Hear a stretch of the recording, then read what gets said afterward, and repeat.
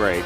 Is Vi going to be locked in? I think Maokai is great with Jace and Varus. I think he's actually really incredible, especially considering that Chovy has like the ability to play the Jace here in the mid lane. You have a lot of flexibility. I think they definitely could have found a lot of success with that Maokai and played a completely around poke with the lethality Varus. But now that it's banned away, we're going to see Vi. We're going to see Genji try to control bottom side. Peanut's going to be spending most of his time down there on the bottom side to push this Zeri lane in. And we're going to once again see the response here to the Taliyah. The Akali is what players like Closer like to play into this, even though the dashes and stuff like this can be very annoying. Same thing with LeBlanc. You can outmaneuver the Taliyah, and you can assassinate the Taliyah in team fights, and you can actually catch her trying to set up for Weaver wall flanks and stuff like that with this pick. So I do like the Akali into this quite a bit. It's going to be tough in the laning phase, obviously, especially in the early game. And that's where I have big problems with this Live Sandbox draft, because in late game team fights, and you're set up on flanks and stuff like that, you're engaged with a Sejuani, it's all great, right? But how do you get there? Because you have to deal with a losing lane bottom side, you have to have a losing lane mid for quite some time. They can as we hop into the Rift for game number 1.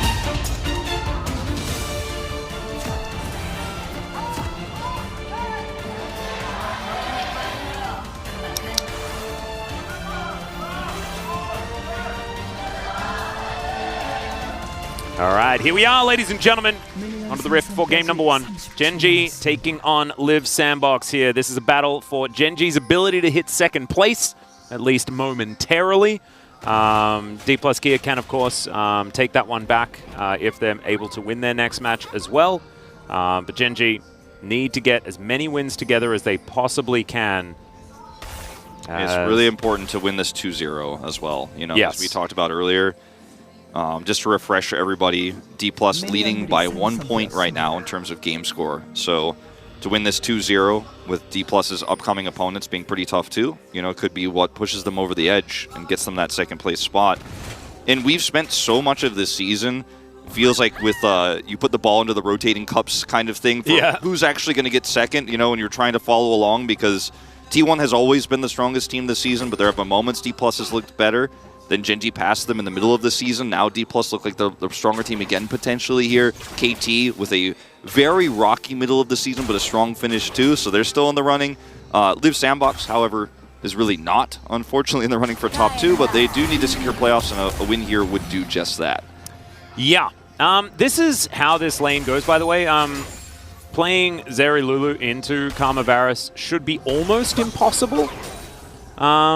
In a pure 2v2, unless big mistakes are going to be made here. The amount of range advantage that you do have with this bottom lane from Genji is going to make it absurdly hard for Idri and Kyle. She can shield one of the 2 threats, right? The Qs coming through here from the Karma and the Mantrid Qs, but then won't be able to then follow up Q. See, like, he shields the auto there, and then he's like, all right, well, I'm going to Mantra Q you. Like, you used your shield there to try to avoid damage from my auto.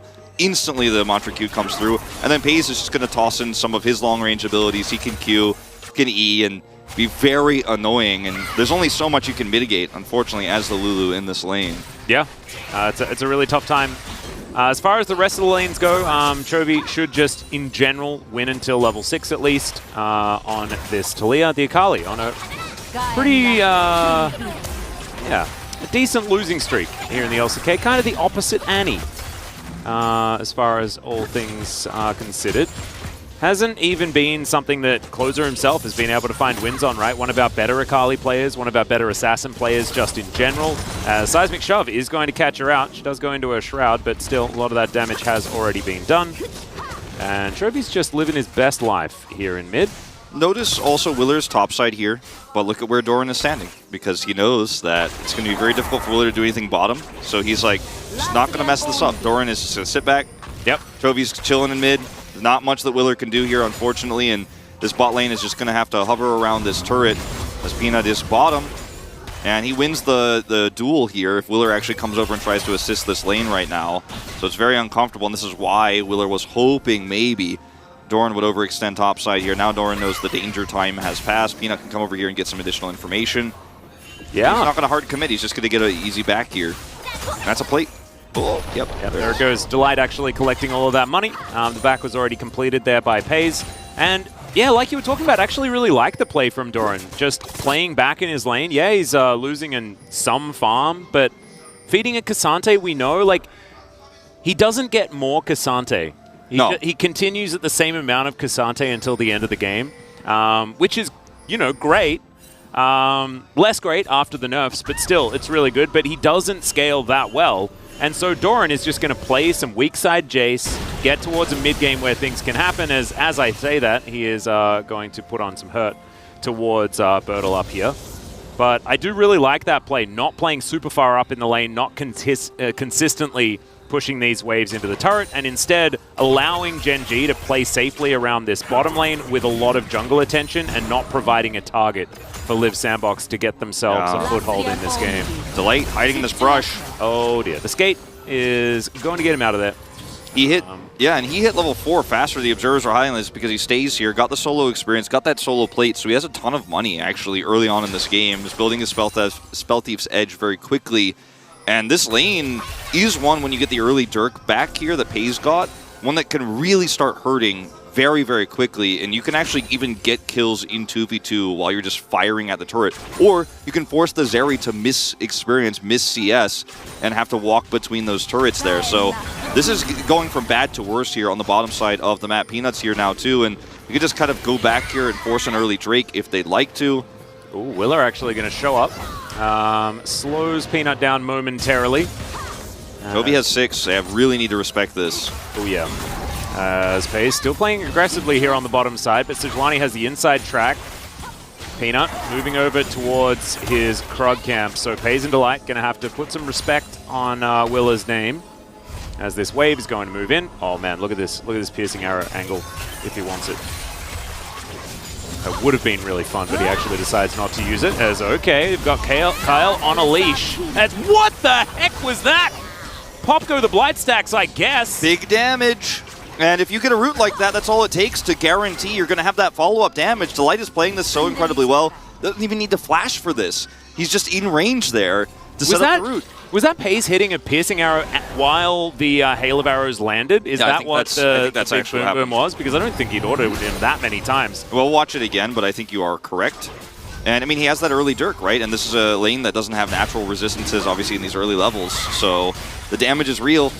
And that's the end of that. So that's finally going to be the Drake going over. Willer spent so much time down here trying to assist, trying to help out, even closer, leaving mid lane to come over and maybe see if they can get that early skirmish, get the Zeri online. But those backfire here. Luckily, they do survive. Nobody dies here for Liv Sandbox.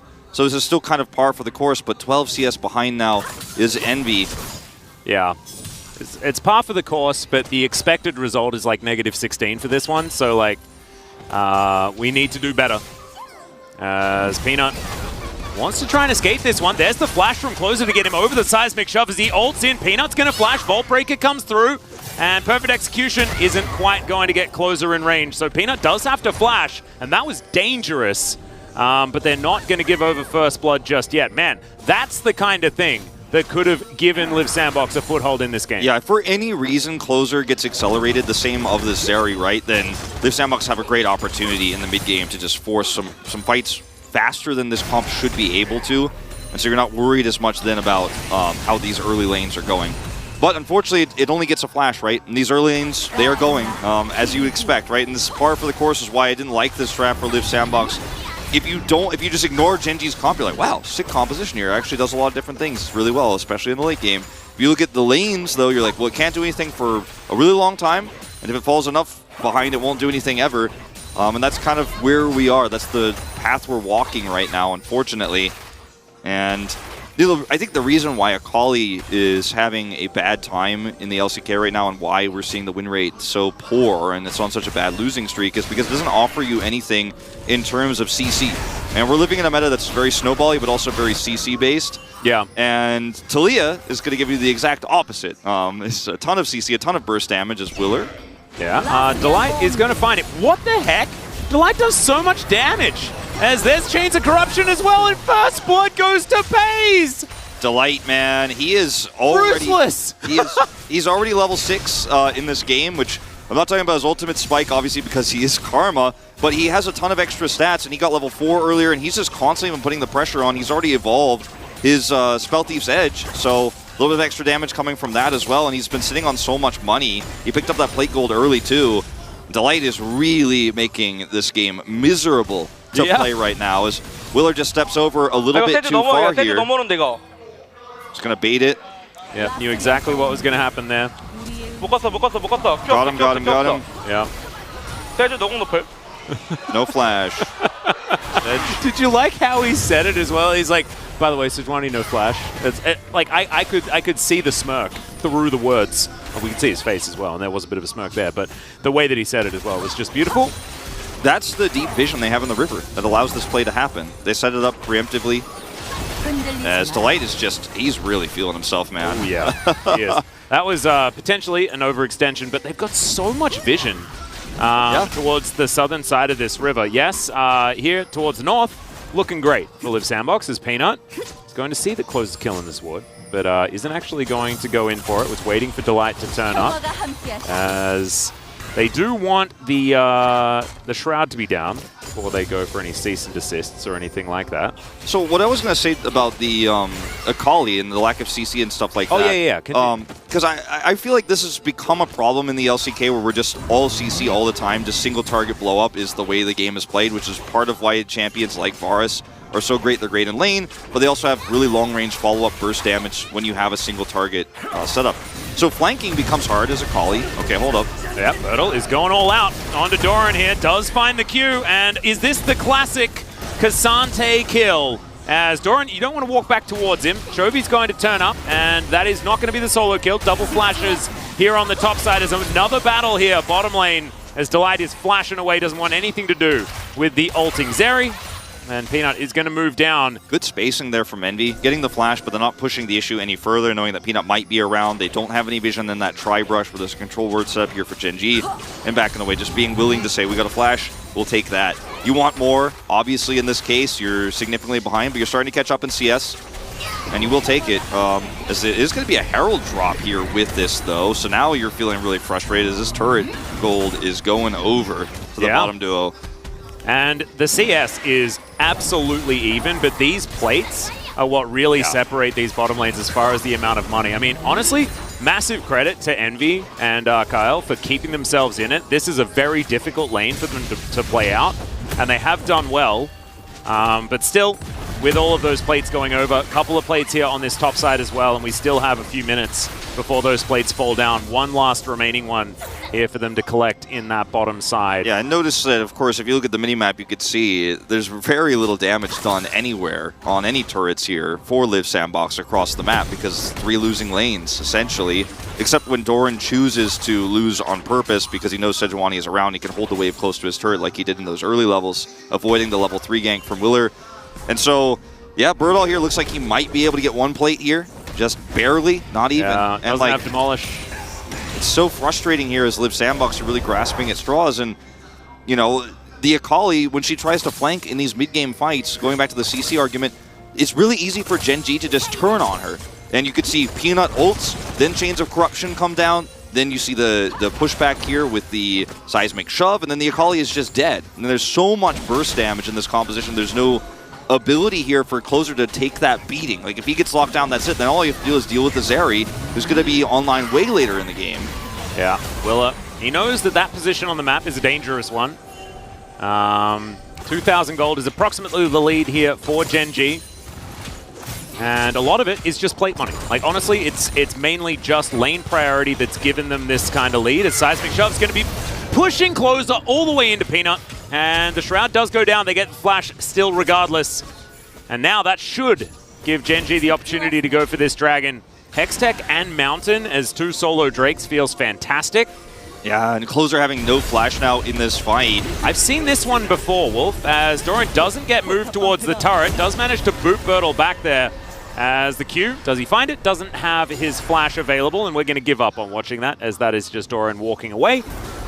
Yeah, the Akali flashless here. Peanut still holds his ultimate. He didn't use it in that exchange previously. They just got the flash and they were happy to walk away with that here as Gen G's still grouped for this Drake bottom side, as we do see coming up here. Bertle is clearing out the control ward. Hits himself level 11 as well. And in fact, Bertle's pretty strong.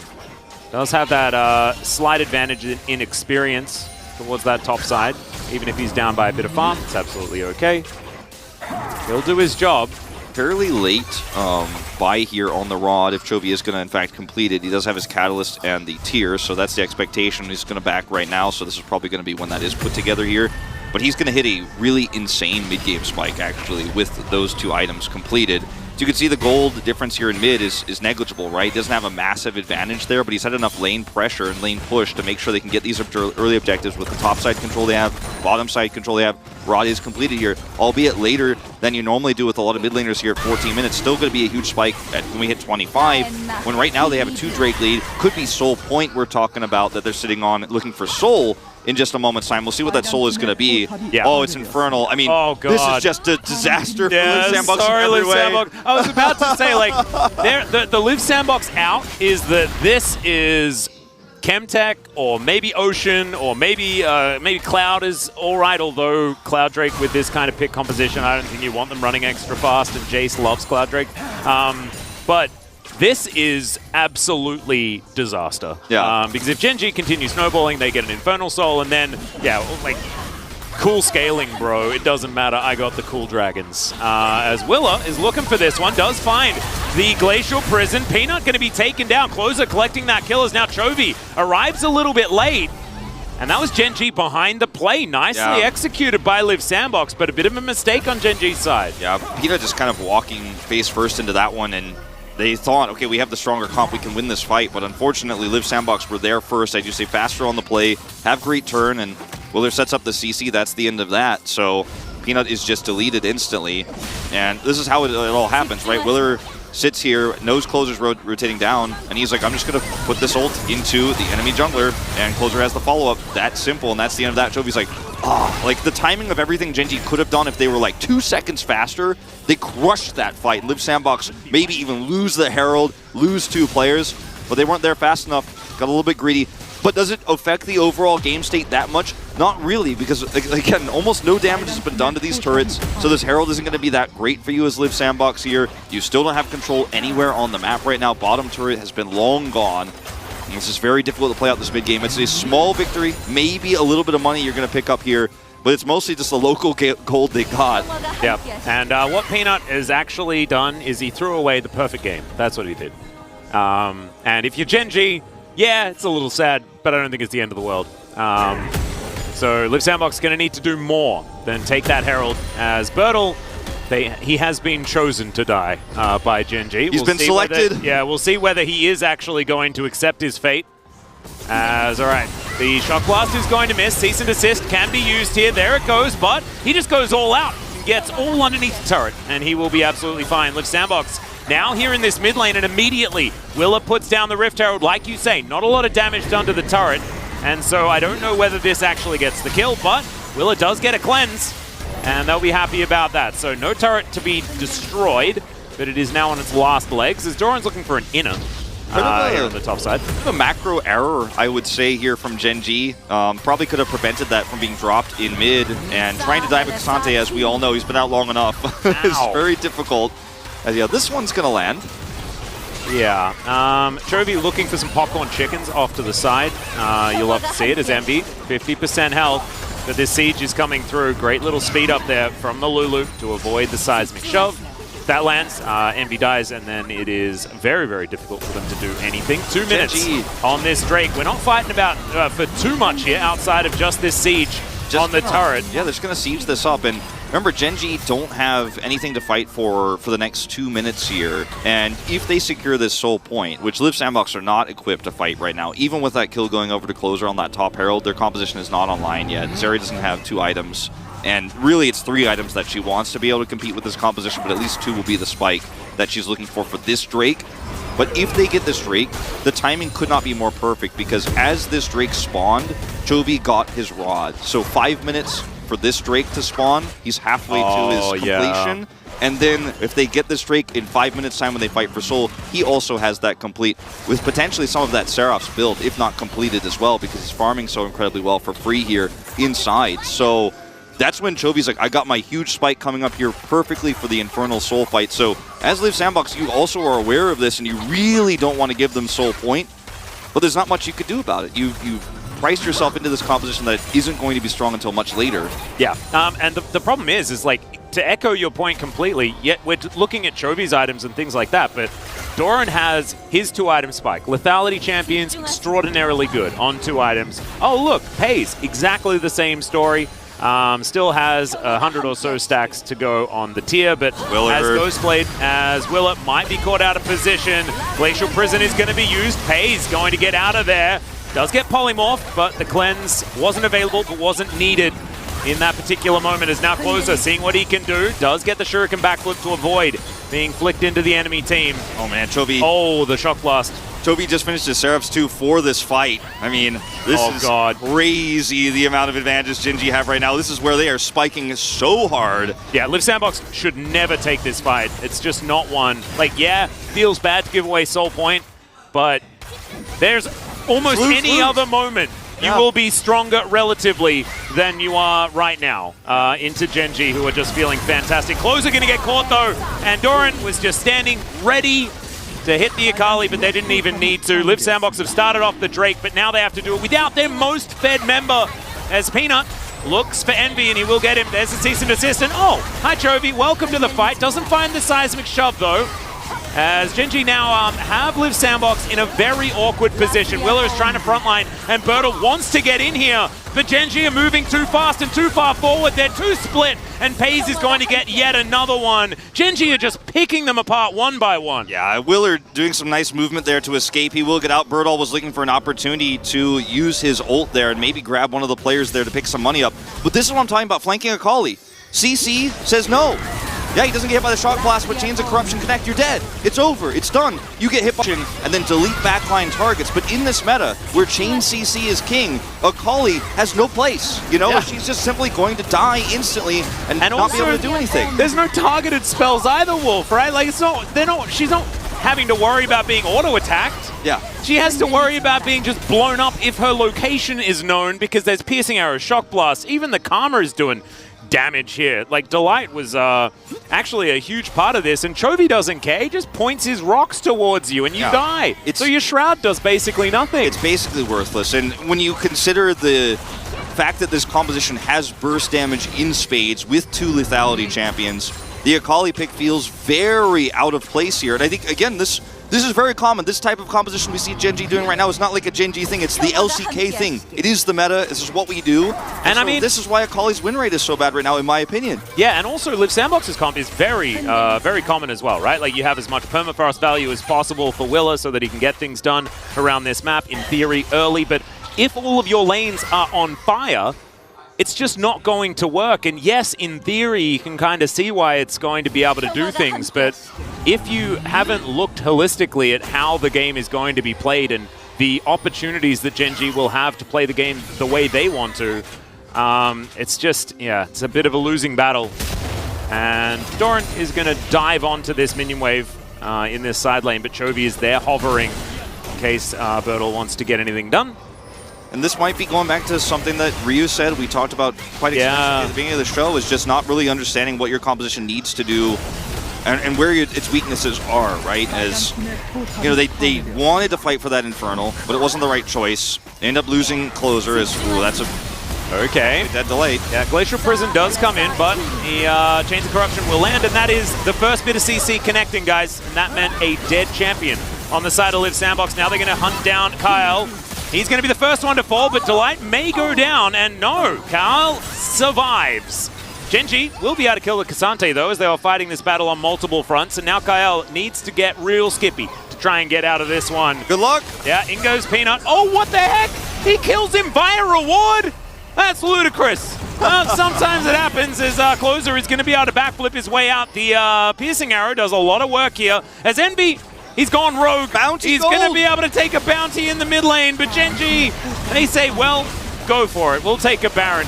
We'll see whether Liv Sandbox can do anything about it. I don't think so. There's still 2 minutes on this Drake as well. I mean, Gen G are just taking anything they want. This moment here with Peanut flanking from behind, they realized, Liv Sandbox realized very late, like, uh-oh, this is actually not a juicy target. This is not actually a Karma that we could pick off here. We're trapped. We've been duped. And then by the time they actually try to re-engage, it's too late. And yeah, Closer picks off a kill here. He has Wild Growth, so many resources committed to him, and he kills the support.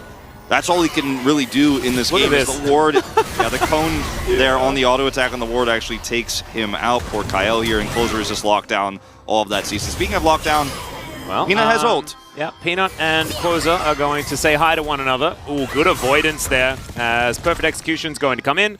Closer, I believe, did not have his Shroud available, but does now. And Doran's going to come through, and that is a very dead Akali. Just no way that he can operate in a side lane at this state of the game. And this is what we were afraid of at the very beginning, and it is now just coming to fruition. Liv Sandbox not actually able to keep themselves close enough in this game to be able to play it the way they wanted to. And Gen G, they should be able to just keep these bottom two waves, or mid and bottom wave, pushed in, pull back to the Drake whenever it spawns in a minute's time. They'll still have 40 seconds of Baron buff from that point onward. They can utilize it whichever way they see fit with an Infernal Soul to boot. Yeah, and Rod is completed. We were talking about the timing of this working out so incredibly well for the Soul fight. Not that he really needed that spike to be hit, because he's just been doing so much on his own already. It's a very low kill game for Chovy, but he's doing so much value. Envy moment. I don't know about that, as Chains of Corruption are going to lock down the Lulu. Pays almost one-shots him, but he might have to use his flash. He does so. Closer on the flank. Can Pays be taken down here? Cease and desist, and Pays is the one that actually gets the kill. Was it a bait the whole time? I don't think so. But still, Pays is going to live, and Liv Sandbox are not. That's a double kill! Oh my god, does he get the triple? Yes, he does! Maybe he gets a penta after being the one to bait the play? Oh, it's so sad for Liv Sandbox, because honestly, that was a fight purely about wallet strength, Wolf. Well, I mean, that and the fact that Akali just cannot survive if she's point-click CC'd. Yeah. And she just instantly deleted. I hope we don't see any more Akali in this series, to be honest with you, Atlas. It's not a Closer problem, it's a unofficial penta? Unofficial penta? Unofficial penta? Unofficial penta? Unofficial penta. It's the unofficial penta angle.